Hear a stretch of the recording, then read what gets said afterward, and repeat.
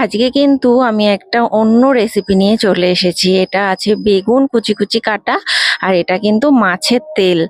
এটা পেঁয়াজ, লঙ্কা, রসুন এক কোয়া। তো কড়াইতে আমি তেল দিয়ে দিয়েছি। এবারে আমি আহ, বেগুনটা একটু লাল লাল করে ভেজে নেব।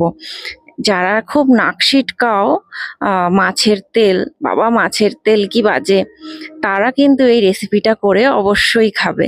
আর এটা করতে কিন্তু সেরকম সময়ও লাগে না, আর খেতে কিন্তু গরম ভাতে একদম ফাটাফাটি টেস্ট হয়।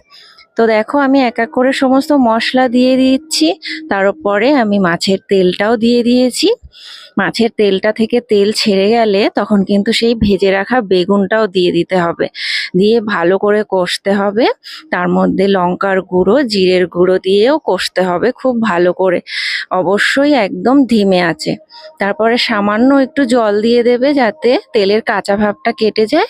তারপরে একটুখানি ঢেকে নামিয়ে নিতে হবে। আর দেখো আমি নামিয়ে নিয়েছি। ভালো থেকো সবাই।